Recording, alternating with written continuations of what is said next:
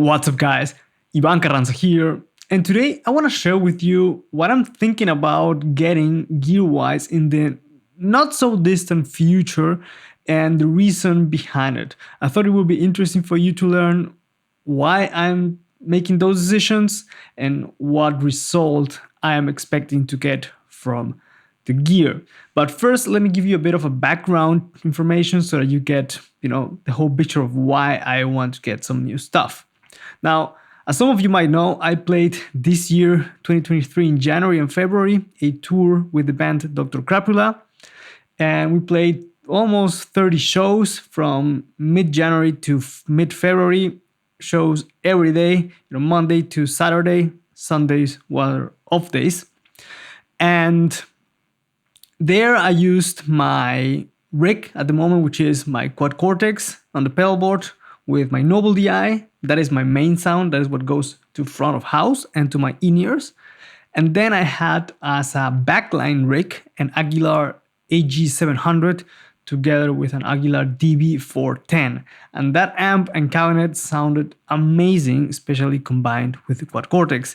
And what I did is I had a signal path going to front of house, like I said, and then had the same signal path going to the amp, but without the amp and cabinet simulation going into the amp. So you wouldn't get the double effect of a cabinet on top of a cabinet, and I didn't want to send the EQ on the amp to my amp on stage because I wanted to have the flexibility to EQ for the stage of different venues. And it worked amazingly well. I'm really, really happy with how everything went and sounded and felt on stage. The thing is that all the gear that we had on stage, or on my pedal board, for example, was from a backline company that rents the gear. Also, the car that we were driving, it's all from the rental company. So we would rent the amps, the cabinets, the drums, the drum hardware, and so on. And I know that long term, the band wants to get their own touring gear instead of renting it. And I could play perfectly fine just with my pedal board and in-ears. That's the whole reason why I made that investment to get the quad Cortex together with my Noble on a pedal board. I've played a couple of shows like that and it works amazingly well, but it is definitely more fun to play with an amp on stage, and it also helps my bandmates to feel the bass on stage as well, and also the first row of the crowd, which is also important. Now, for the medium to long term, I've thought about getting the following things: an amp for the road, a cabinet for the road, a bass wireless, a power conditioner for the amp and the wireless unit, and a dual bass gig bag or bass case. Now, for the amp, here at home I have my Aguilar Tonehammer 700, which I think sounds great. I really like using it. I've used it on tour with Dr. Crapula a couple of times, and when I took it to gigs, I would put it in my gig bag. It is definitely bigger than the Tonehammer 500. The 500 would fit much easier on my gig bag. The 700 is a bit bigger, and I kind of have to squeeze it in. And of course, putting it on front of your gig bag is not the safest place because the basses and the instrument get carried, put in the van, you put it against something, it might fall down. You never know what can happen. So if I'm taking the amp on tours again, I want to get a hard case for it, or ideally a rack. Now, I've looked at, for example, Pelly cases, and I found one, I think it's the 1500 by them, and it works great. The amp would fit perfectly, and I could put the amp in there and then just leave it with the band and carry it from the van when we play and, mount it up, and that would be good to go. There are, of course, other manufacturers that make hard cases, but I've had great experiences with my Pelly case, and I can really vouch for them. No affiliation, by the way. Now, ideally, I would like to have the amp on a rack, because that way I can have the amp together with the wireless, together with the power conditioner to just power everything with the Furman, for example. And then I only have to plug in one cable to the mains, to electricity, and then everything gets power. The issue is that the tone hammer is not rack mountable.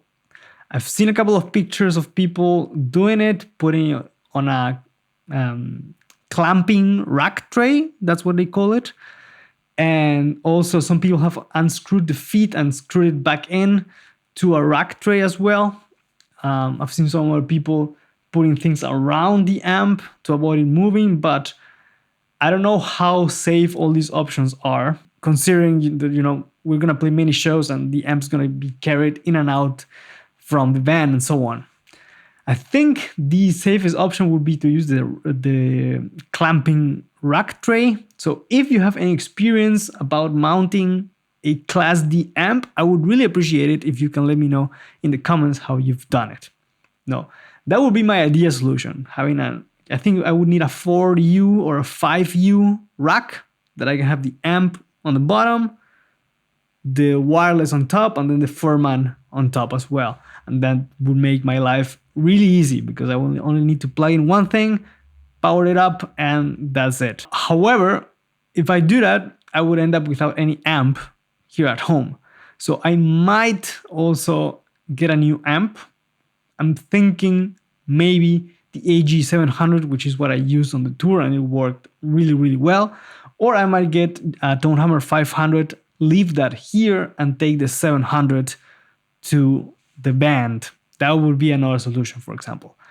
In a perfect world where I would have much more money, I would probably get a DB751, but it's big, heavy, and it costs a lot of money. But you never know. Maybe I decide to save up some cash and buy that, but I'm not really sure. Now, moving on to the cabinet, here at home I have my Mesa Subway 115, which sounds great. It is really, really light. And I could also take this to the band and use it. But like I said, I would need a flight case for it. I've looked at a couple of companies that manufacture them, and I could get one for around 500-ish euro, and I think that would work great. The only problem with that is that I need to check if we all need to have the same height of flight cases for the amp, because we do our musicians Tetris in the back of the van and everything has its place. So I'm not sure if my cabinet is shorter, if that is going to cause some issue with the placement of the other pieces of gear that we need. So taking this to where the band is would be a solution. The other thing that I'm thinking about getting is, instead of using the Mesa for the road, is to get a 4x10 cabinet. From which manufacturer, I'm not really sure. I really liked the DB410 that I used by Aguilar, but it's fairly heavy, and carrying it even from the bottom of the floor up to a stage, it's quite heavy, and also sliding it in and out of the band is fairly heavy. So I'm not sure if I'm going to go with that route. There's of course also the SL410. I have never used that, but it's an attractive solution. It's a bit expensive here in Europe though. So my two top contenders at the moment are a Darkglass 410 or an I, which is made here in Germany. Another option would be to get two 210s and get one 210 first and then upgrade to a second one later and stack them. That would be also a solution, but I still have to think about it and look for options. Also talk to some people to see what I can get, hopefully at a discounted price as well. But what definitely has to happen is that I need a hard case for it, because I've seen how things move in the van and I don't want to damage my cabinet. So I need to get that definitely. And that's also, like I said, a 500, 600 euro investment plus the price of a new cabinet, which depending on which one I get could be like a 1K or 700 to 1K. So that's like a pretty big investment right there. So the next piece would be the wireless unit. And I've looked at the Sennheiser, I think is Evolution Wireless Digital, if I remember correctly. They released them pretty recently, like maybe 6 months ago.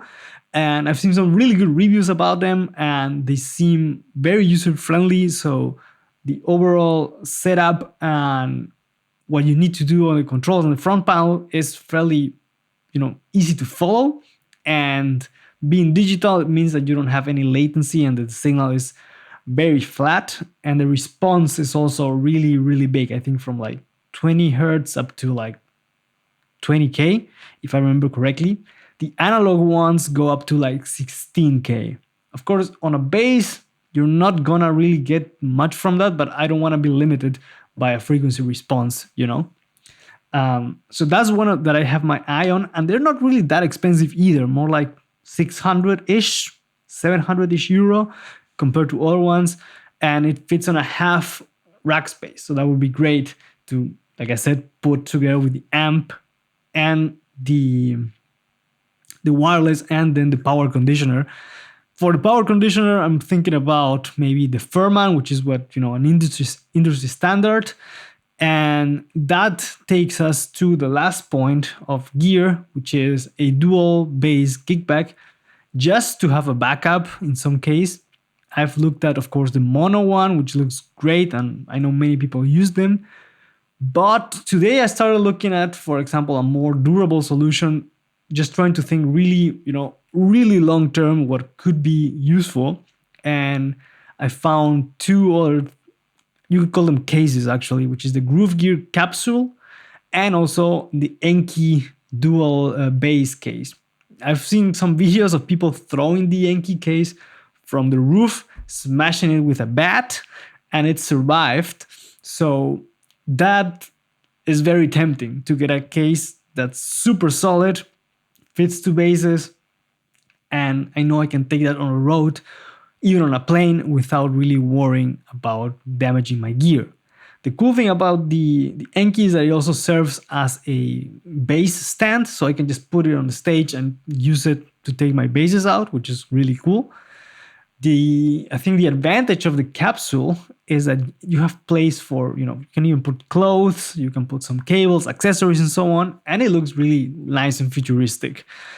I have no experience with any of those. I know that some people that I know use them, so I might try to get some feedback from that. But also the deciding factor at the end of the day is how much space we're gonna have in the back of the car. If I can fit one of those two things in there still with all our gear. So I think that's gonna be probably my last purchase, because with the gig bag that I use that came with my Dingwall Super P, I haven't had any issues whatsoever. It's really solid, really well padded, and I've seen my bass falling down. I've seen, getting it kind of squeezed in on the van and nothing has happened. So I'm fairly confident with how secure that is, but I want to have a backup bass, especially because this year, hopefully, a new Dingwall bass that I ordered should arrive. So I want to be able to take my Super P and the new one.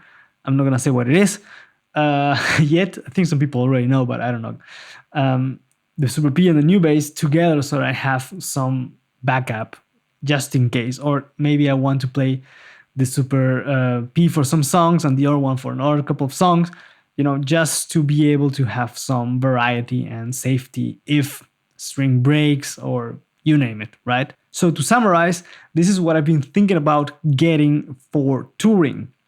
A new amp, or using my Aguilar Tonehammer 700 with either a rack or a flight case, a new cabinet and a flight case for it, or using my Subway 115 with a flight case as well. Then a wireless system for my bass to move around on stage, especially for festivals. And finally, also a dual bass gig bag, maybe the mono one, or a hard case like Enki or the Groove Gear capsule. And the main goal being that it's just for touring, so that I know that it's always there with the cases, that I don't have to worry about carrying it from my home to the band space every time, so that it lives already cased and racked and ready to hit the stage. Let me know in the comments, what are you thinking about buying next and why? As always, thank you guys for watching. Let me know what you think in the comments, and also don't forget to subscribe, hit the notification bell to stay up to date with the content that's coming to the channel. As always, Thank you guys for watching, and I'll catch you guys on the next one. Take care.